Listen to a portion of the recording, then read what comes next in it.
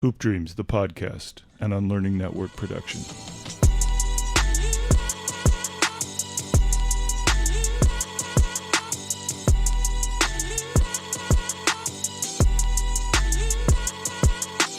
The man joining us today is a Chicago native. I'm going to call him Chicago's very own. Played college ball for Princeton Tigers, where he was a two-time Ivy League Player of the Year. He was drafted by the Sixers and played professionally overseas for Manchester in the British League. He's worked in finance as a trader, an investment banker, but his true passion has been coaching. He coached at Northwestern University, Brown University, head coach at Oregon State University, and has worked as the VP of Player Development for the Bucks and the Knicks, and is currently the Executive Director of the National Association of Basketball Coaches. Oh, and one other thing. He's also, y'all ready for this? Michelle Obama's brother. Yes, that Michelle Obama. Welcome to the show, Craig. I'm Will Gates. That's my dog. Arthur Agee in the building. Thanks, Coach, for coming on, man. I still call you Coach. Oh, that's nice of you guys. And let me tell you something. You guys don't have to introduce yourselves to me. You're legends in the Chicago area. And I'm going to tell you, every time Hoop Dreams comes on, that's one of my movies where if it's on and I'm flipping through channels, I'm stopping, I'm watching whatever part it is until it's time for me to do something else. So I want to thank you guys for having me on, and thank you for all you're doing. It's great to see you guys back on the scene, and it's great to be here with you. Well, man, it's our pleasure. But Coach, we got you now, man. So we all start out and kick our show off this way. When was the first time that you saw Hoop Dreams, and where were you? Were you with some people? I was trying to remember that when Arthur texted me to be on the show, and I was trying, and I know now since we talked a little bit that it was 94, because I was trying to remember, was it 93 or was it 94? And I hadn't gotten into coaching yet, so I was still working in investment banking, so I must have been at home watching this when it first came out, or in Chicago watching it. And what I remember about that was that it really hit home for me, because most people don't realize, while I grew up on the South Side in Woodlawn and South Shore, and I went to Mount Carmel High School, when I first started playing basketball, I played at the Chatham YMCA for the Biddy basketball team there, and ended up going over to the West Side and playing at Martin Luther King Boys Club. So all those scenes of the West Side just brought memories flooding back to me. Playing ball outside, playing ball in the Red West. Yes. St. Joe's. And, I grew up playing Biddy basketball with Isaiah. So I had been over to St. Joe's a lot. And I knew Coach Pingator. So that was when, so that was my first reaction to this, to the movie, was watching you guys. And I was older then, right? I'm older than you guys. So I was watching these young guys, and I had been living in New York and moved back to Chicago. And the movie spoke to me because I was a hooper like everybody else. Yeah, that was going to be our next question. Did it influence you in any type of way, Coach? Well, by then I was probably coaching. See, I started out when I was still working, coaching just little kids. I was coaching my kids and kids in the neighborhood. We had a small little team. It wasn't any kind of AAU team. Mm-hmm. And it really reinforced for me how hard it is to make it playing ball, right? Like all the trials and tribulations that you guys went through that was clearly documented. Mm-hmm. That just reminded me how fortunate people are to get to play even in high school. Because when you're dealing with injuries, you're dealing with home issues, you're dealing with school issues, and then all of a sudden people start to realize that you've got this talent, and it just made me want to sort of give back and make sure that those stories get heard by younger folks so that they know it's just as important to get that education. Actually, it's more important to get that education because really it's so hard to make it just in college. That was what I learned from the movie. Man, it's still powerful to this day. I'm like, you guys are like rock stars to me. I'm more excited to be here than you are. I don't know about that one, Coach. I don't know about that one. Man, we've been waiting on this one. But Coach, I want to ask you this. Tell us about your origin story, the Robinson home life, childhood, growing up, where you grew up at. How was home? I was very fortunate to grow up in a family where both my parents were in the home. My dad worked for the city of Chicago. He worked for the post office first when I was first born, when I was little. And then he moved over to the water department. We lived in Woodlawn, right off of, in Parkway Garden Homes, right off of King Drive, kind of like a co-op. It wasn't quite a project, but it was a co-op. But there was always the academic influence in my house. My parents always wanted us to be good students, and they did it in a really cool way. I never felt the pressure of having to be a straight A student. They just encouraged me to do my best in school, and do my best at everything else. And people have heard this story, but I'll tell it to your folks out here. My dad had MS from the time that I can remember. He walked with a limp and got progressively worse. So he had crutches that went around your arms and that you held. And he got up and went to work every day. So that kind of work ethic was it was hard for any of us not to get up and go do what we were supposed to do if he's doing it every day. And so he got the job at the water department, and we moved over to the South Shore, which was a better neighborhood than Woodlawn at the time. And, I just started going to school and doing what kids do. And I didn't really focus on basketball. I thought I was going to be a baseball player. Baseball was my sport. And I played organized baseball before I played organized basketball. At the age of 11, I started playing organized basketball. And like I said, I started out at the Chatham YMCA playing bitty basketball there. And then subsequently ended up going over to the West Side, to your neck of the woods, and playing at Martin Luther King Boys Club. And my dad said, this will be good for you, because he liked the coach, who was Johnny Gage, who he lives in Chicago to this day. Mm-hmm. Johnny coached his teams hard, and my dad wanted me to play for him. And Isaiah Thomas was on the team. Willie Scott was on the team. Wow. The Dortches, they were on the team. Bernard and Greg Dortch were on that team. The Moody brothers were on that team. Greg and Bobby Moody. It was funny because we all used to be the same height, and I kept growing, and all those guys stayed all the same height. So, and that was really my identity was really with West Side ball players, other than playing for my school, because.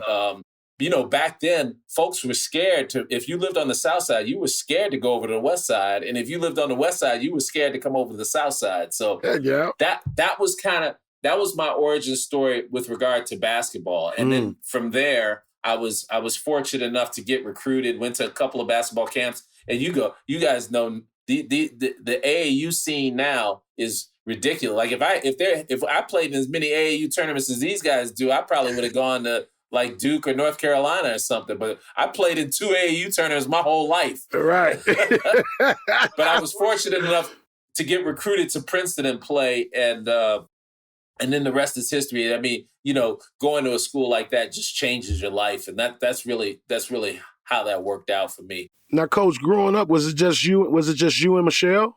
Yeah, it's just the two of us. Now how close were you guys' relationship growing up? We were really close because we're like 20 months apart. Okay. And we were each other's best friends. We played with each other more than we played with anybody else until I started playing organized sports. Mm-hmm. So she was the person I played baseball with, softball, football.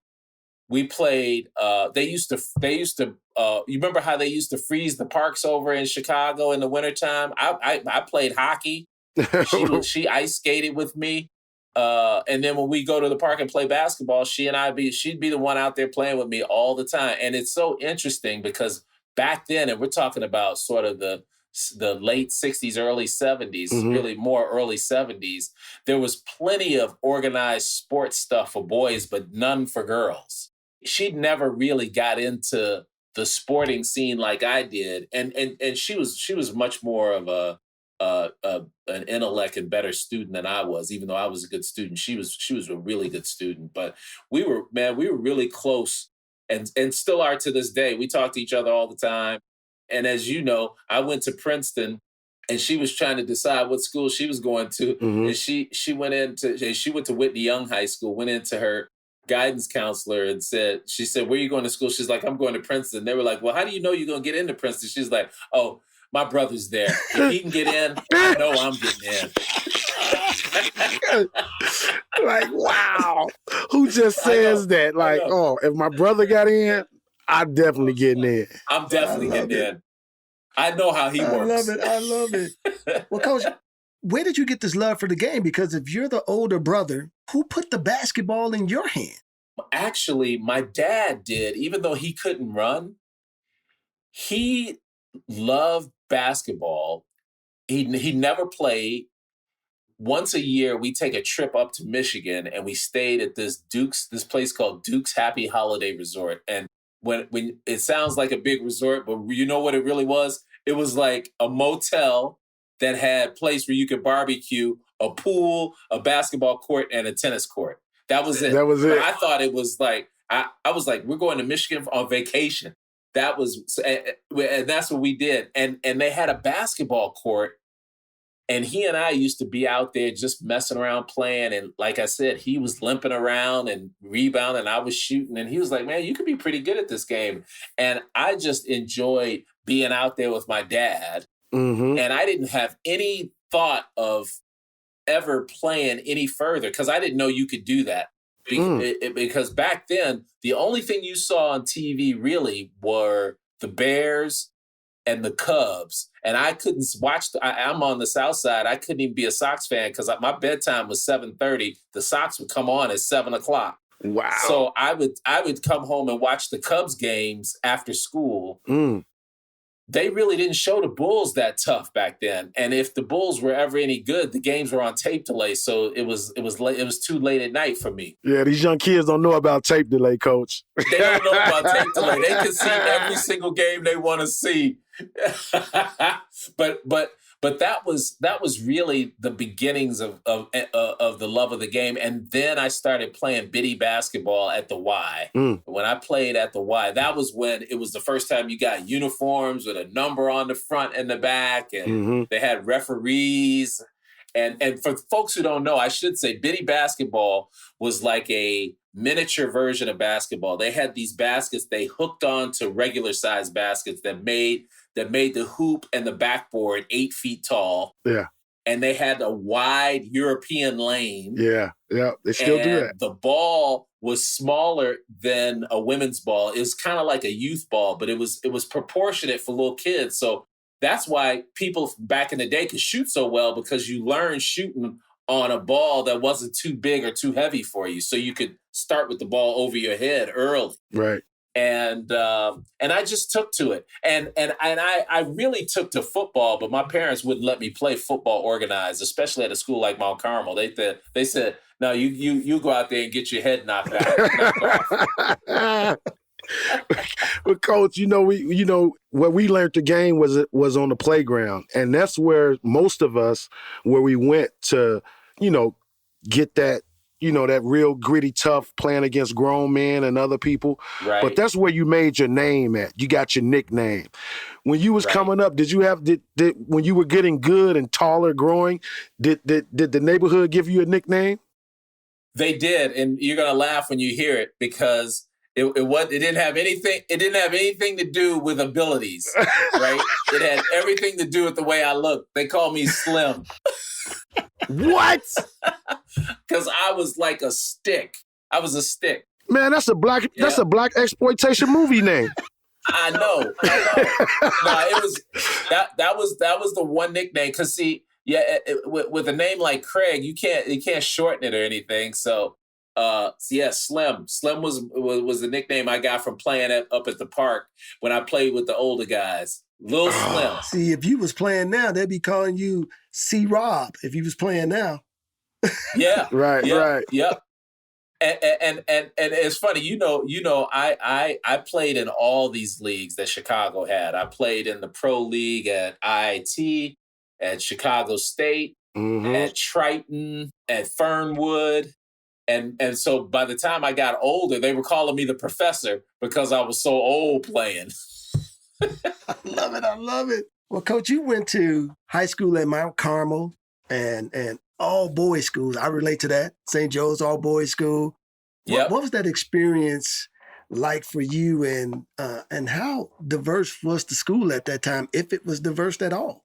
Will, great question, Will. It was slightly diverse. There was probably, at the time that I went to Mount Carmel, we were probably 5% Black and Hispanic. So not much at all, but at least we had a subset. And the total number of the students was about 350.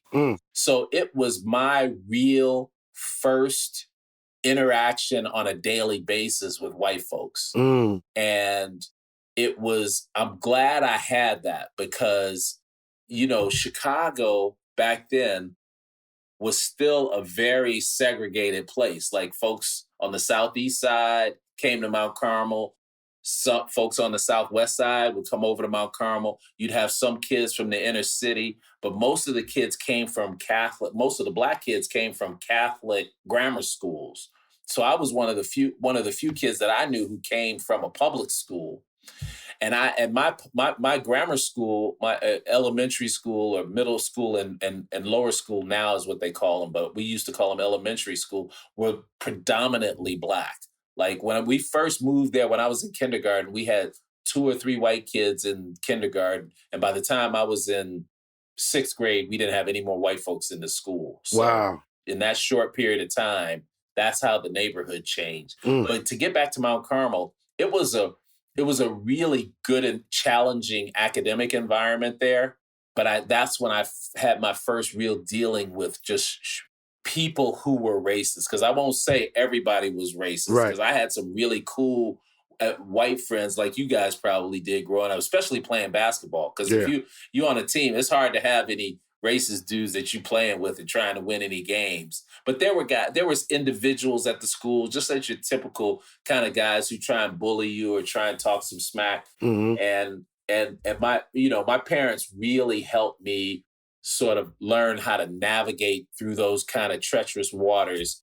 And most of the time, they helped me. They taught me to be empathetic to those folks, because if somebody was dumb enough to try and use the N-word or try and start something with me at Mount Carmel in the neighborhood I was in, because we were right there where the Blackstone Ranges were. Wow. It would be, all I have to do is say, get the brothers out on them if I needed to. Coach was giving the word. But I'm telling you, my mom and dad were like, listen, you have to understand that most of these guys have never even met. They haven't ever even run into or interacted with anybody of color. And they don't know what they're doing. And the world is set up for them to be entitled. And that was when I first heard the word entitlement from my parents. And so I rarely had any kind of racial interaction, negative racial interactions at Mount Carmel. And, the great thing about Mount Carmel was just about everybody played a sport. Yeah. So that helped the integration process, because you had Black guys on the football team, you had Black guys on the baseball team, you had Black guys on the wrestling team, Black guys on the track. So even though the school was mostly white, folks had to interact with us, right? And like anything else, once they saw that you weren't going back down and you were just like they were, it was a fun place to go to school. And Will, you tell me if that's wasn't the same for you at St. Joe's, because I would imagine St. Joe's was the same. It was, Coach, and I was going to just ask a follow-up question to that, because at St. Joe's, the basketball team was predominantly Black. There were a few black athletes on the football team and a couple on the baseball team. It was few. What about those other sports like, soccer and golf and the swim teams? Because I've always kind of felt some of that. I guess I didn't know what it was at the time, that interracial tension.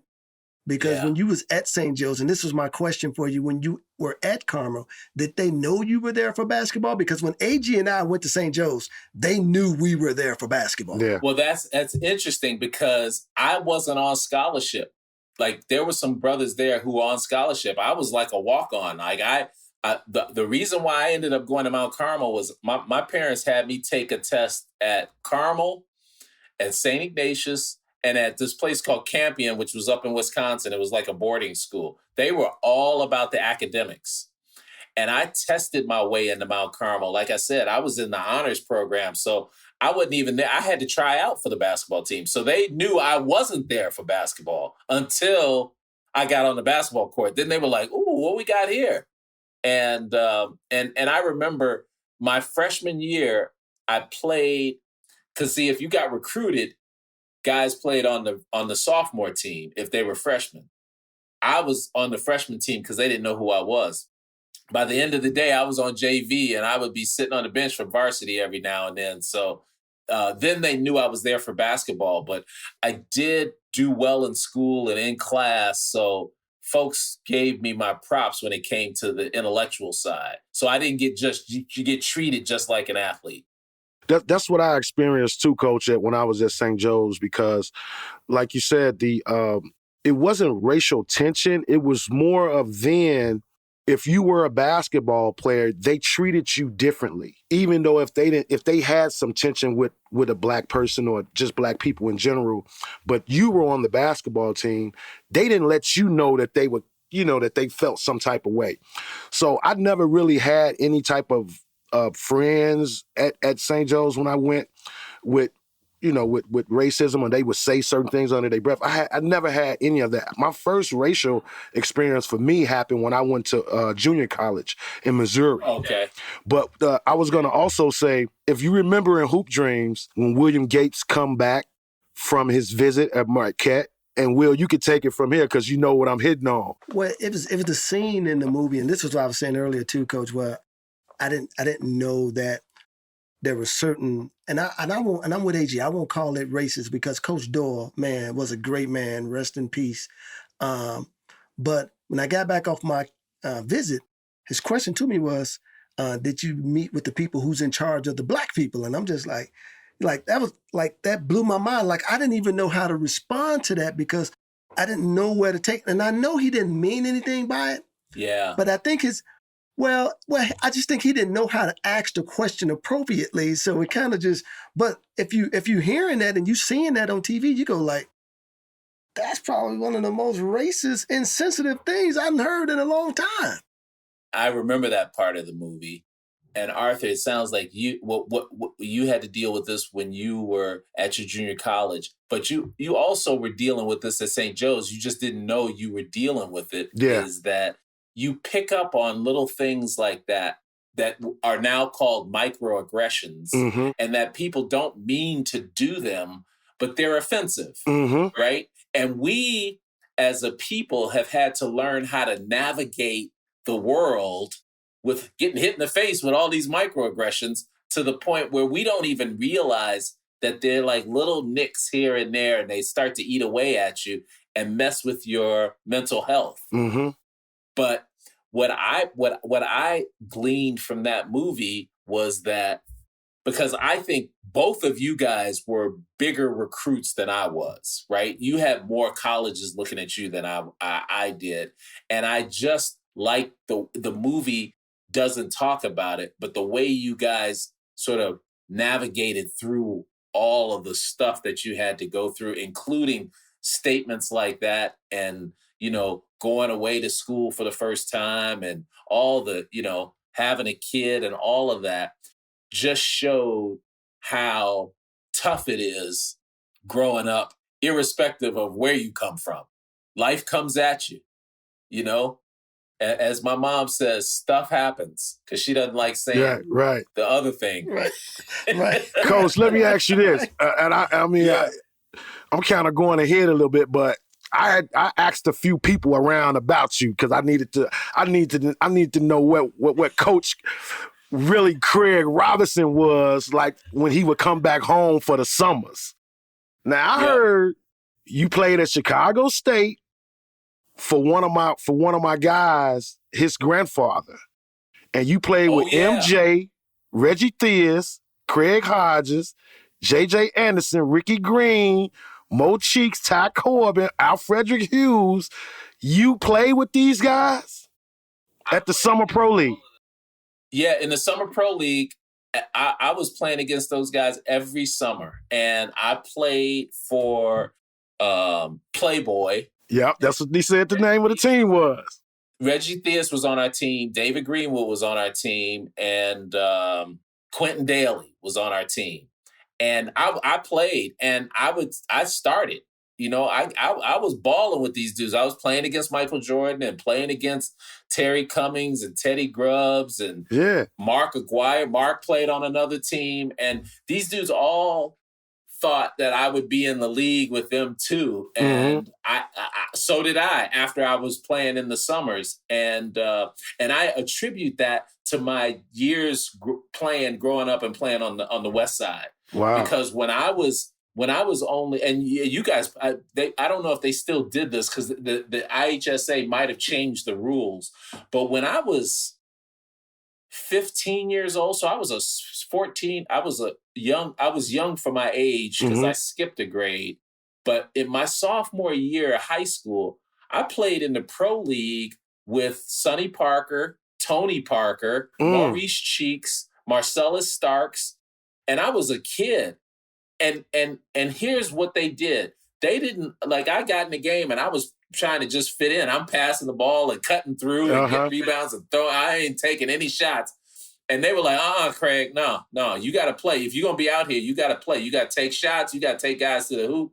And they would ISO me on one side. And so I couldn't throw it to anybody. Those dudes made me play. Yeah. And Sonny Parker was the head honcho. And I don't know if you guys even remember seeing him play, but he was one of the first big guards, 6'6" guards. And he and Reggie Theus are who I fashioned my game after. And those guys were the reason why I could play in that league every summer. And people were like, who's this kid from Princeton? Coach, they also told me that you went and won a 3-on-3 in the NBA championship in Madison Square Garden. Yeah.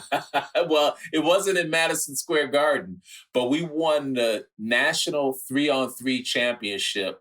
But this was after college. After college, some teammates of mine, John Rogers, who owns Ariel Capital Management in Chicago. Okay. Was one of the reasons why I went to Princeton. Kit Miller played at Morton Grove, went to Princeton. You know, I've been friends with Arnie since high school. Arnie played at Harvard. He was the only Harvard guy we'd let in there. So it was me, John, Kit, a guy by the name of Eric Kuby, and myself, and we'd switch some guys in and out. So I'm probably leaving some guys out. But we competed in the national Hoop It Up 3-on-3, which was a worldwide tournament. Wow! And we were national champions. After and they used to have a 3-on-3 in Chicago called Shoot the Bull. Shoot the Bull, we won twice. Yeah, so we were a really good 3-on-3 team. Yeah. Talk about the love of the game. The only reason I stopped playing was because I became a head coach in college and I didn't want to get hurt because it would look crazy if I came out onto the gym with my knee all banged up. Right. Trying to coach my team. Well, I'm glad you brought that up, Coach, because we want to jump into your college because, you know, how did you pick Princeton? How did you get there? Were there other schools involved in your recruiting? Yeah, there were. And this was a real interesting journey for me to get to Princeton. So before there was the Nike All-American camp, you remember the Nike All-American camp that was at Princeton? Yep. It started out from a guy in Chicago named Chick Scherer, Arthur Scherer, and he had Athletes for Better Education. That was the precursor to the Nike camp. That became the Nike All-American camp. And it was up in Whitewater, Wisconsin. And he invited the top 100 players from Chicago to be up at the camp. Now, unbeknownst to me, he was a Princeton grad. Oh. So I was at the camp, and I was on the team with Darrell Walker, who went to Corliss, ended up going to Arkansas, played in the NBA. He and I were tearing the camp up. Like, we were playing against Isaiah and them. Doc Rivers was there. Terry Cummings was there. Teddy Grubb. So all of a sudden, I'm like playing really well. But I'm not hearing from too many schools, and I'm wondering why. And I found out that the guy who ran the camp was from Princeton. He was telling everybody, oh, yeah, Craig, he can play, but he's going to Princeton. He was telling people that. What? I didn't know it, yes. But the University of Washington still recruited me. The University of Texas Arlington, which had a lot of guys from around my way. Jeff Stewart went down there. A lot of CVS guys went down there. So I knew those guys. So the coach recruited me. Kentucky State and Princeton. Those were the 4 choices I had. Wow. And I was all set to go to the University of Washington because I don't know if you guys know this, but Princeton doesn't give athletic scholarships. Mm-hmm. So I had to fill out a financial aid form. And back then, Princeton tuition, which seems like nothing now, was full out was $13,000. And our family's contribution was going to be $2,000 and something, right? Wow. Well, that might as well have been $2 million to me, right? I was like, oh man, there's no way I can come up with $2,775. So my dad asked, it was time for me to decide where I was going to college. We're sitting in our apartment, small kitchen tables like right here. My dad's at the head of the table. I'm at the other end. My mom's doing dishes right at the sink. My sister's nowhere to be found. And my dad says, well, man, where are you thinking about going? And I said, well, think I'm going to go to the University of Washington. And my dad did what dads do when you make the wrong decision, right? He leaned his head way back and he rubbed his face real slow. And he put his chin to his chest and he shook his head. And I'm thinking to myself, oh man, what did I do wrong? Because I knew that look. That means he wasn't happy. But he calmly said, he's like, tell me, how did you come to your decision? And I was ready for him. I had my criteria, right? My rationale. I said, they've got engineering because I thought I was going to be an engineer. I was good at math and science. I said, they're in the Pac-8. If you can believe this, there were only 8 schools in the Pac-12 back then. I was like, they're in the Pac-8. I said, I played pickup with those guys when I went to visit. And I think by the time I'm a junior, I think I could be starting. But I'll definitely play as a freshman. And I said, and the best part about it, Dad, is that it's free. And my dad said, now check this out. Now, this is a man ain't got one pot to you-know-what in. Yeah. We struggling on one salary. My mom's a homemaker. He said, if you pick your school based on how much I have to pay, I'm going to be disappointed. And hearing that from my hero who gets up and goes to work crippled every day. That's what we used to call it, even though that's politically incorrect these days. But he was dragging his legs to work every day. If he was disappointed, the whole house was disappointed. So he said, why don't you think about it and we'll talk about it tomorrow night. So jump ahead, the next night, exact same situation. I'm sitting across from him. My mom's doing the dishes. My sister's nowhere to be found. And he said, so have you thought about what I said? And I said, yeah. And I said, I actually liked and before I could get the instant out, he said, fine, you'll go to Princeton. Get out of here. So he knew that that's where I should have gone, but he wanted me to come up with the decision. Wow. And that's how I ended up at Princeton. And guys, I tell people all the time, basketball played a big part in my life and I would never trade it in for anything. But going to Princeton changed my life. Yeah. Just changed my life entirely. Wow. All this stuff that has happened to me it could have happened out of another school. Yeah. But It really was. I mean, from the fact that I went there, then my sister, of course, she went there, and I told you earlier, she went there because she knew if I was going to be there, she was Right. going to go there and be fine. And she ended up going to law school and meeting Barack, and the rest is history. You know, it was great for me to be able to sort of get an opportunity to do all the things that I can do. And it just brings me back to what I try and tell young people all the time is, man, a good education, you could try everything. You could try everything because people know that if you can get through getting a good education, you can probably get through anything. Now, Coach, going to Princeton, did you have an impression of what Princeton was like? Meaning like not going up there for the basketball camp, but just going to school there. Before you went there, did you have an impression of, I think Princeton is like this? So I was thinking, okay, everybody here is going to be as smart as the guys who I play basketball are as good at basketball. That's how, that was like the pros, the Division I of academics. So I was a little intimidated, right? I was a little intimidated because, you know, what I came to realize when I got to Princeton, I thought I was a good student, but I was just good at taking tests and getting good grades. I wasn't really a good student yet. Yeah. And I learned that when I got there because my first semester was terrible. And I almost came home, man. I was on the phone after I got my midterm grades to my dad.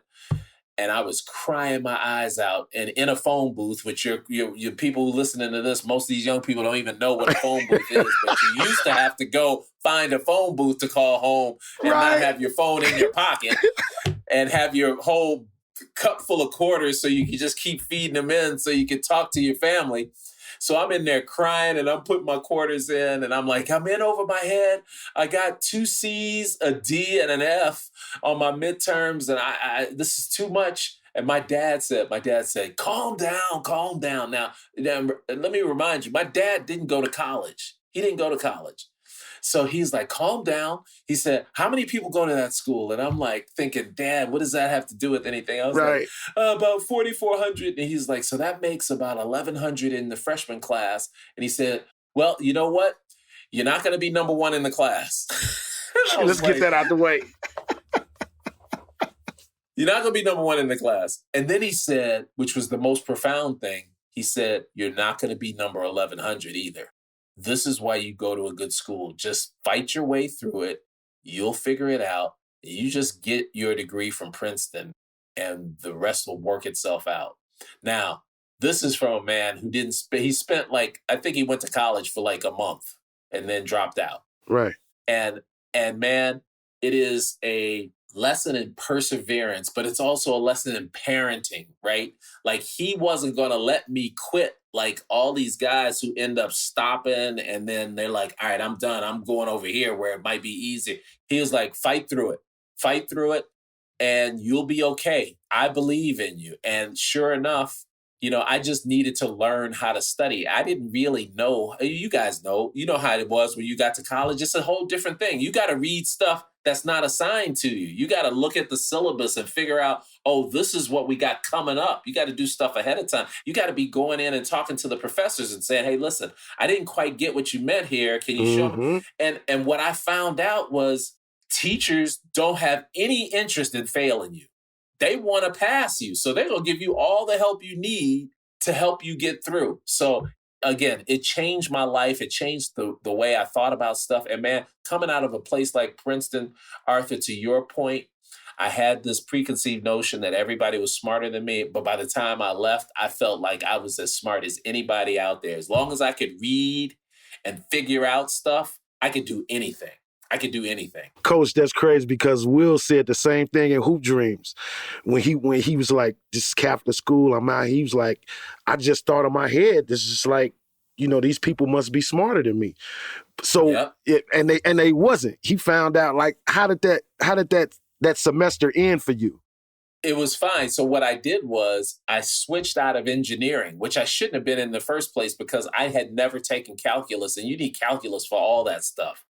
So I switched out and I switched to sociology, and I was taking some religion classes and some philosophy classes. And that was more my line, where you can sit in class and kind of talk about what you read. And it wasn't so objective. And I did fine. I ended up passing, but easily the worst grades I'd ever gotten. But it was also the best feeling I had gotten, because I really thought I was on the cliff with my fingers holding on and about to fall off, and I pulled myself up. It was such a good feeling to be able to say, okay, I think I can do this. And then the next year was even better. The next year was better. And then by the time I had gotten to I went back to graduate school to get my MBA. I was a really good student again. I was like, I knew how to manage college and higher education. It's just, you just got to read more, and you got to read ahead and know what they're looking for. Coach, you said something, man, that shoot just hit me again. That teachers, they're not in the business to see you fail. I mean, Right. I think so many kids miss that because they think teachers are against their success. But man, that just struck a chord with me. But I got a question for you, because you played for a legendary coach. But before you go down there, man, I got to touch on this, because you've been talking so much about your dad. Tell us, who was your dad? Because just that wisdom that you just churning out, man, is just like, wow. I will say, and I always talk about my dad, but my mom was just as she had just as much wisdom, right? She was right there with him, and they were a team. But I will tell you, man, my dad, and it wasn't like my dad was like, he was out in them streets when he was young. Mm-hmm. And he could have gone one way or the other. He was with the cool dudes. He smoked weed a little bit, and it was so funny because when I got old enough for him to tell me that, I was like, "Get out of here! You ain't never smoked weed." I could not believe it. And he was telling me how he used to hide it in his sleeve, and when the police stopped him, he'd push his sleeves up so the joint would go up.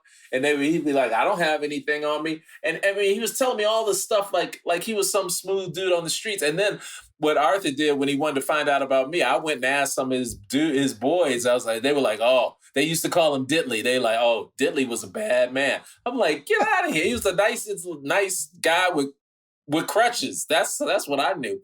But you know what he had? He had common sense. He could read people. And then I told you this earlier when I was talking about Mount Carmel and dealing with people of a different race. He was always empathetic.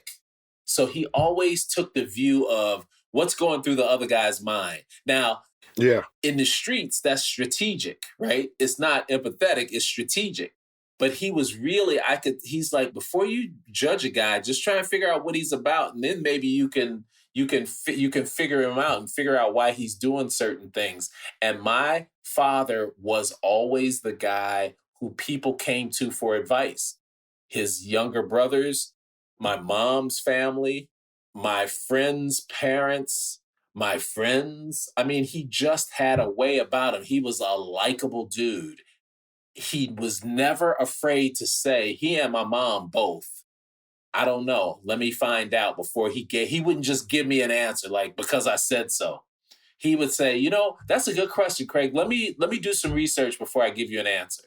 That was one of those things, as you know, back in the day, most parents are like, "It's because I said so." All right. So go sit down somewhere. Absolutely. He was not like that. So that was what my dad was like. And he was involved, right? And he worked a swing shift, right? So he couldn't always make it to games because he might be working afternoons where you work from 2 in the afternoon till 10 at night.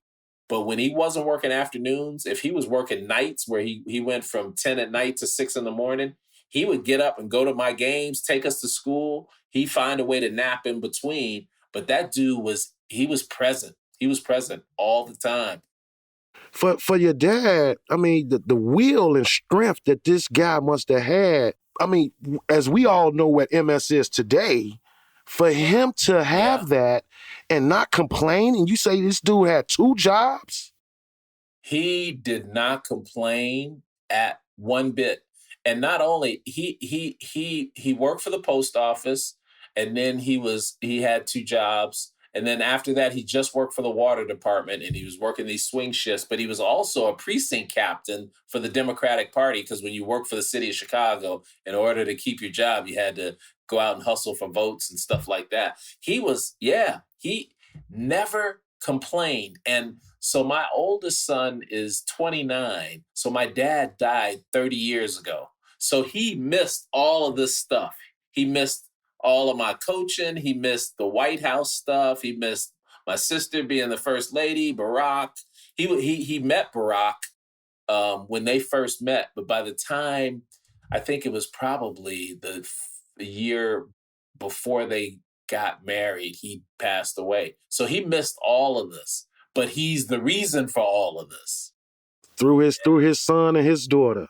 I truly believe, because I look at my 11-year-old, reminds me of my father. He does facial expressions and he's got the kind of personality that my father has, and he never met him. So it's not because he's mimicking him. He never met him. What? But he reminds me of him. Does he know that? I tell him that all the time, but he doesn't know him. He only has seen pictures of him. And he's 11. That's what I was just about to say. He's 11. Yeah. Wow. Everybody's trying to cash in on the next best crypto. But if you want a guaranteed way to double your money, all you need to do is use promo code HoopDreams at MyBookie. It's simple. Sign up at MyBookie with promo code HoopDreams, and your first deposit is immediately doubled up to $1,000. How's that for a quick turnaround on your investment? With the NBA season in full swing, the NFL playoff race is heating up, and College Bowl season is just around the corner. Double your firepower at MyBookie to get action in on the most important games of the season. Build your own props, create multiple game parlays, and take part in a host of MyBookie cash prize contests. This is the best time of the year to both watch and bet on sports because you already know who the winners are by now. Don't miss out. Double your first deposit by using promo code HoopDreams, all caps, one word, and keep your eyes peeled for more exclusive holiday promotions coming soon at mybookie.ag. Remember, at MyBookie, you can bet anything, anywhere, anytime. Agee, now we got this thing called halftime. We got to do halftime with you. Okay. So I'm going to hit you with some quick hitters. And first one was, I know you don't remember this, but I remember this. When Michael Jordan was making that comeback, we was all over at Hoops the Gym. Yeah.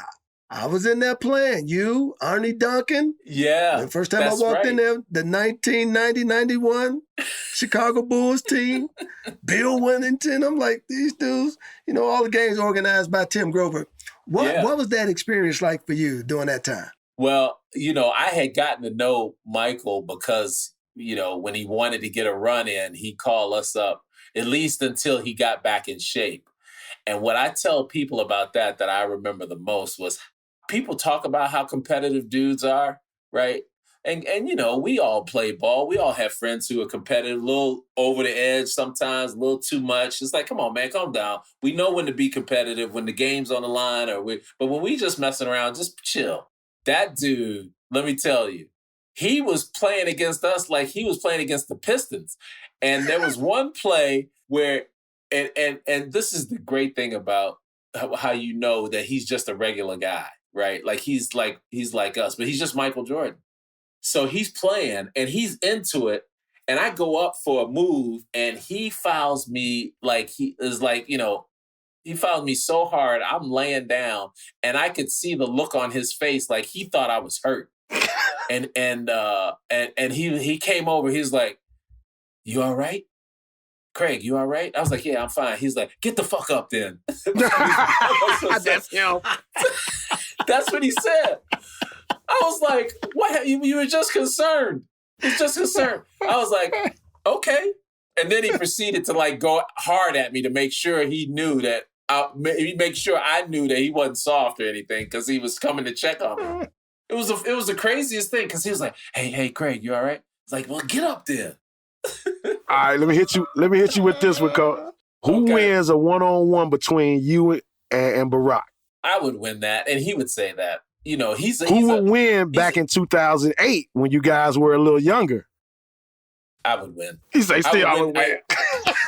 Yeah. But I'm he's a decent player, good pickup player. Uh-huh. But he's like he would be like a Division III college player.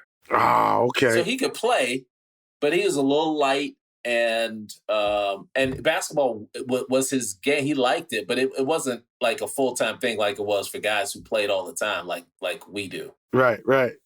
No offense. Well, I'm going to add on to that, Coach. When y'all was hooping, playing one-on-one, I just got to ask this. Did he ever have to stop the game and say, hey, man, listen, I got to go talk to the president of the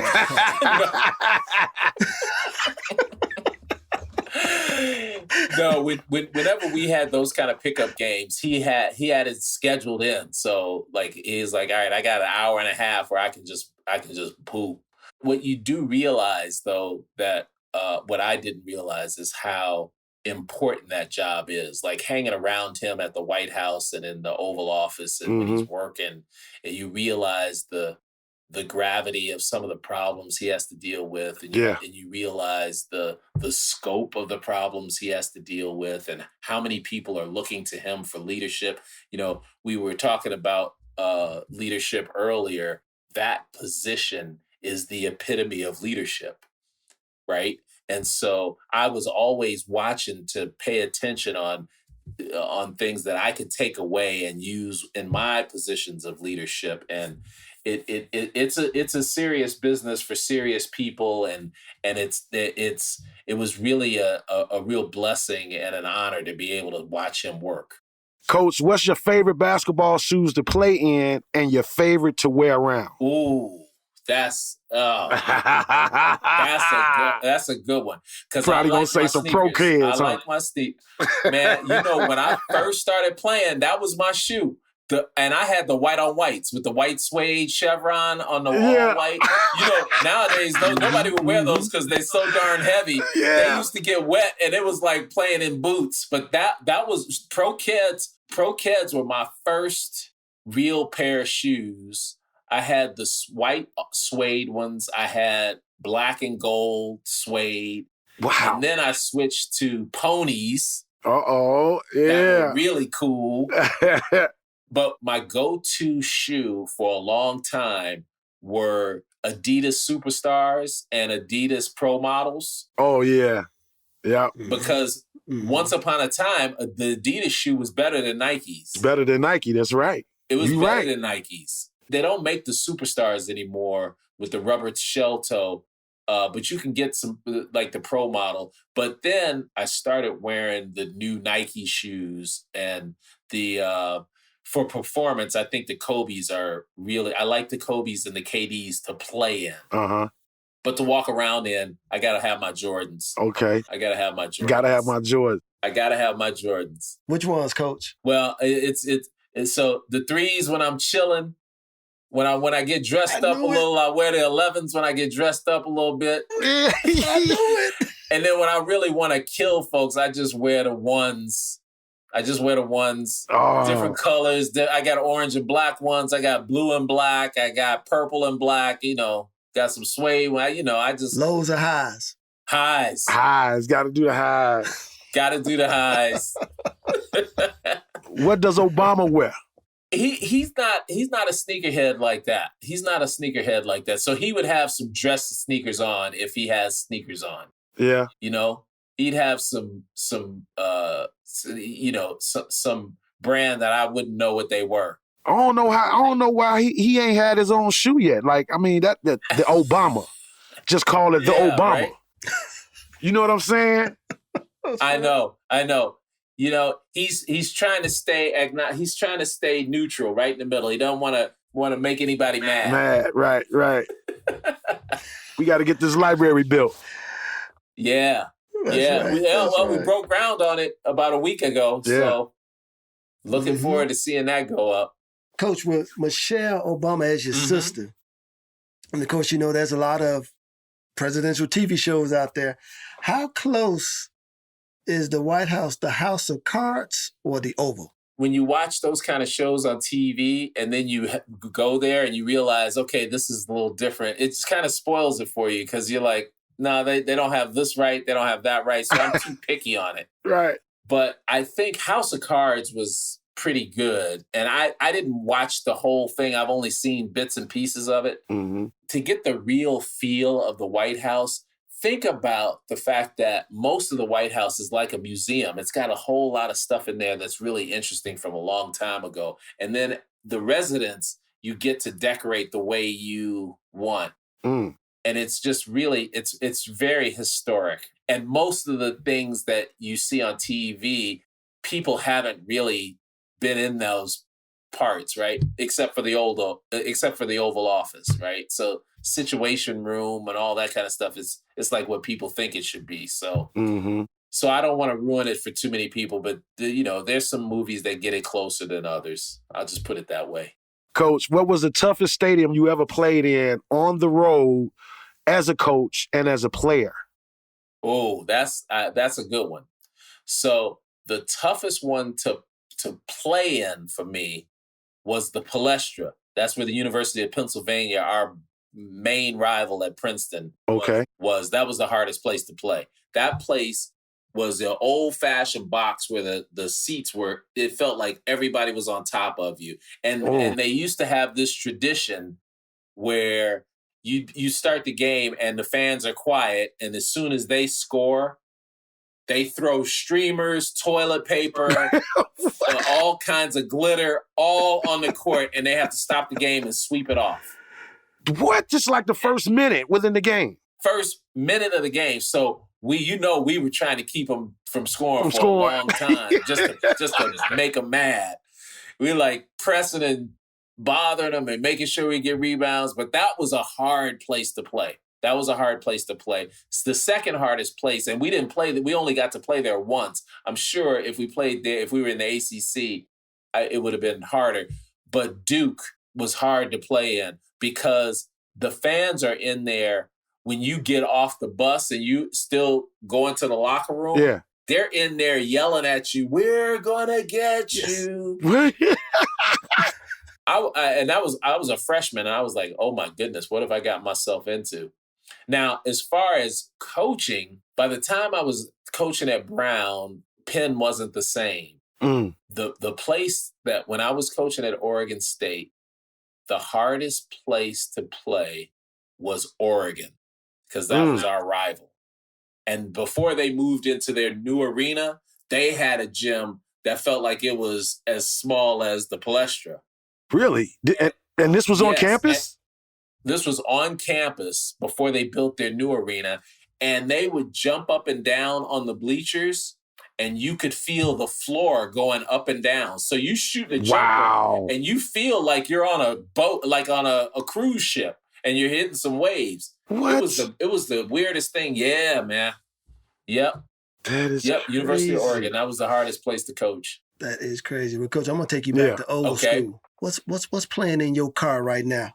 Ooh, a little bit of everything. I like my hip hop and rap. If I don't have my phone hooked up to the car, if I do have my phone hooked up to the car, I've got a playlist on. I have music on Tidal, and I have music on Apple Music. Usually some kind of hip hop, R&B. If I'm listening to Sirius XM, I've got the heat on when my kids are in the car, so that takes some of the bad language out. But when they're not in the car, I usually have 44 or 45 on. I like my reggae music. We usually play smooth jazz while we're having dinner. So we'll have that on. I'll have that on in the car sometimes. Every now and then I'll go to classical because we took piano lessons and learned on classical music. So I like an eclectic mix. Every now and then I'll listen to some country music, but it's got to be good. Yeah. It's got to be really good. You ain't do no names at us yet, Coach. You ain't give us no names. I know. I'm trying to keep the peace. That's that coach avoiding question. I'm trying to keep the peace. But I'll tell people I like Migos. I like the Baby. I like Rick Ross in there. I got Rick Ross in the old school stuff. I like my Tribe. Yeah, Tribe Called Quest. Okay. Yeah. Q-Tip, baby. Oh man, Yeah. When I was working in New York, Q-Tip was in we lived in the same apartment building. Yeah, I got an eclectic mix. So I like music. So I grew up with my grandfather was playing music in the house. My father would play music in the house all the time. So I like jazz, you know. I got a lot of stuff playing. So it's safe to say you got a wide range of stuff. Wide range. Coach, let me ask you this. Do you remember coaching a kid that came from my junior college named Ricky Clatt? Yes. You remember him? I do remember Ricky Clatt. Yeah. Yes. Ricky Clatt went to Middle Area Junior College. That's right. That is correct. And I never put it together that you guys would have played together. No, we didn't play together. He came after me. Okay, that's what I thought. Okay, good. Yeah, I remember Ricky. Yeah, he's a good ball player. Well, he wouldn't have been out there. Coach, thank you for doing halftime with us. Appreciate it. And again, man, we got to talk about this because I know your time is short. But man, you played for a legendary coach, Coach Pete. My question is, man, how did he influence you? How does it still impact you today?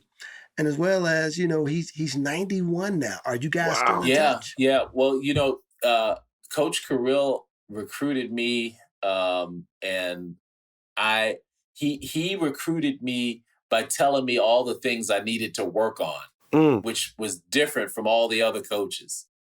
And so, of course, my father loved that. Right? Oh, yeah. He's like, okay, now this is a guy, he understands how to develop folks.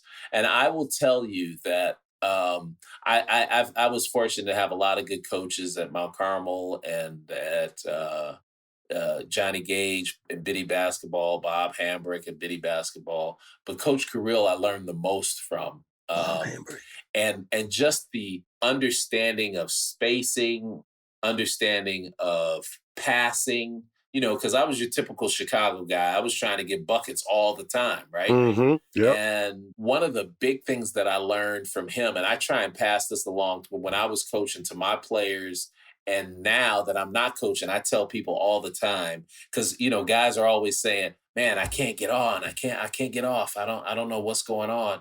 Whenever you're having trouble with your own game, Coach Carril would say, do something for somebody else. That will help your game.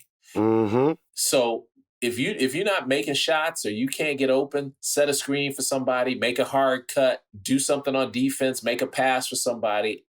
Darn it, if it didn't work out every single time, that I got to a certain point where I would start the game trying to do stuff for other people, and it enhanced my own game. So that's one of those things that I learned from him. And then just sort of the hard work that you need to get better. Because, I think Arthur talked about it earlier. You grow up playing at the playground, or you play at wherever the hoop is somewhere. You playing outside on you're just playing games, right? And you're trying to figure out how to stay on the court, how to win and stay on the court. Because if you got off, you were going to the junior court, or it was going to take you a long time because there was so many dudes playing on these courts, which I think guys miss today. They miss that. Yes. But you never really worked on your game a lot, right? You had practice and you would play games, but you didn't work on individual stuff like you really see guys doing now. To almost too much individual stuff now, but that was my first taste of getting a one-on-one individual workout with a coach, and him put me through like 45 minutes where I'm exhausted at the end. And it just showed you how much you need to work. And then from a non-basketball point of view and a coaching point of view, just a lot of really good tips on how to teach the game and the technical side of the game, and how to not relate to your players, so that I've taken some of the things that I didn't think he did as well and tried to augment it for my style, because we all know we have coaches, they're not perfect. I wasn't perfect as a coach, and I tried to figure out what each one of my players needed, and that was something that I learned, because back then coaches treated all players the same, right? When I started coaching, I was trying to sort of individually get each guy to be motivated to move in the direction of the whole team. So, man, it was a real honor to play for him. We are still in touch. I missed him this year at the golf outing. Princeton has a golf outing every year, and I couldn't go because of some responsibilities I had at work. But he's getting up there, and but he's still, my daughter ended up playing for Princeton, and he would watch her play. I'd see him at games from time to time. So it was really nice, really, really good relationship. And he was one of those guys that he was hard on his players, but we all feel like he was much better than we thought he was.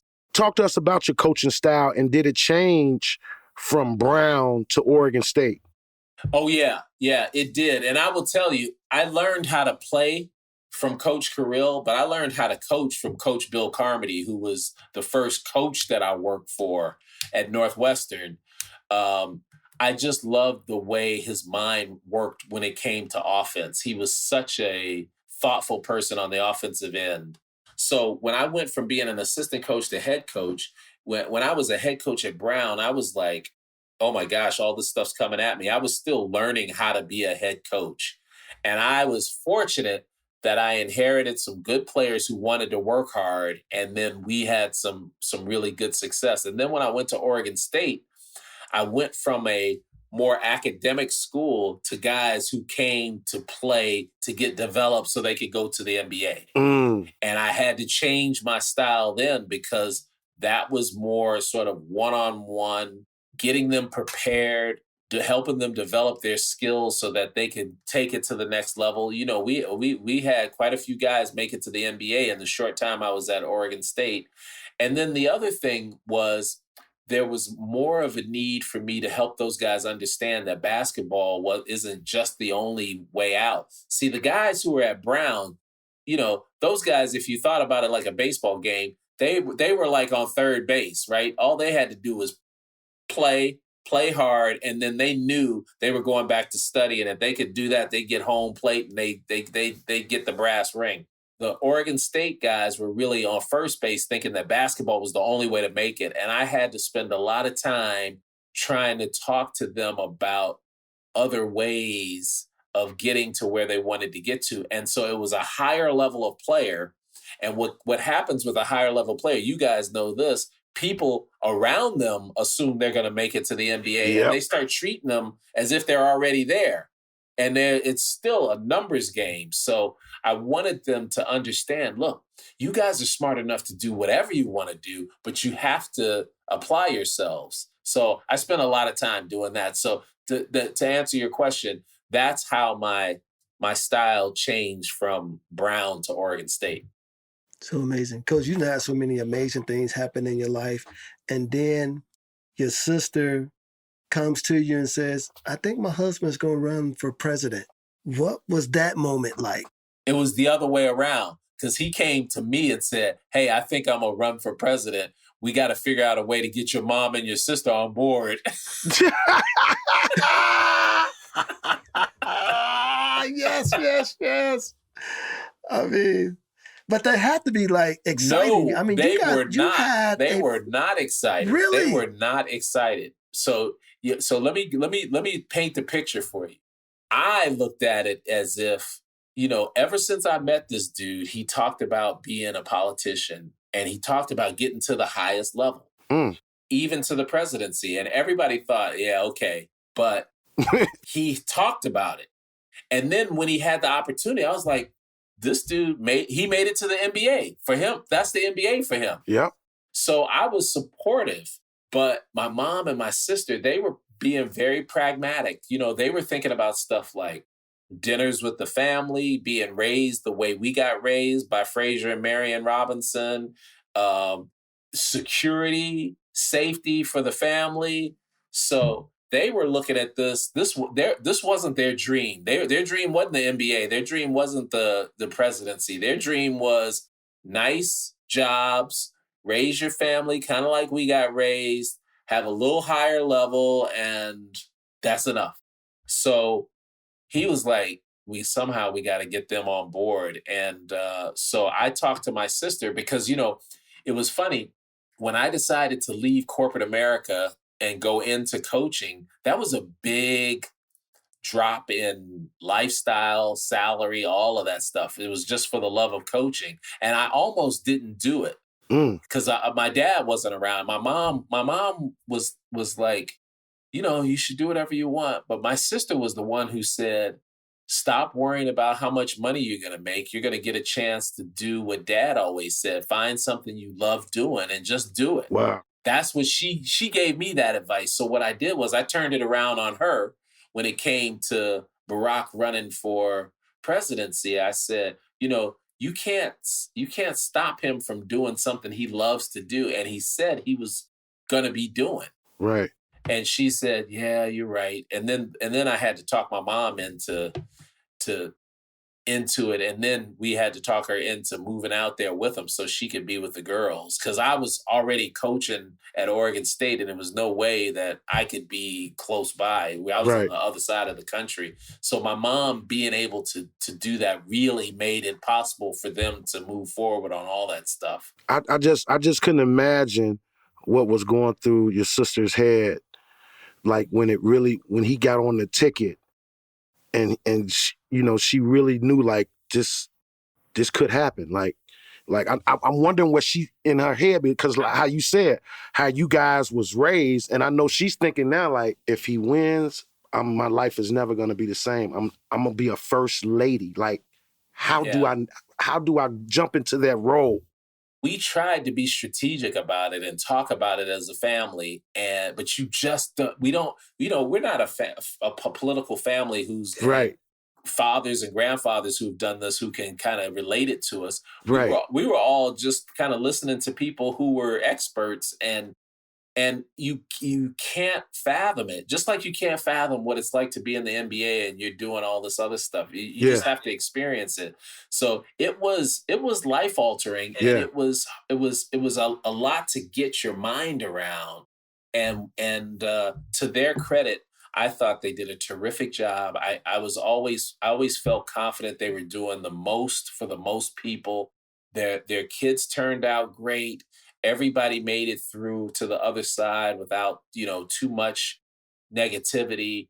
And so now they have a well-deserved time off. Well deserved. I mean, 8-year run. That's Absolutely. that's better than Michael Jordan, there, man. Yeah, man. Coach, I know you got to run, but my man Agee got one final question for you.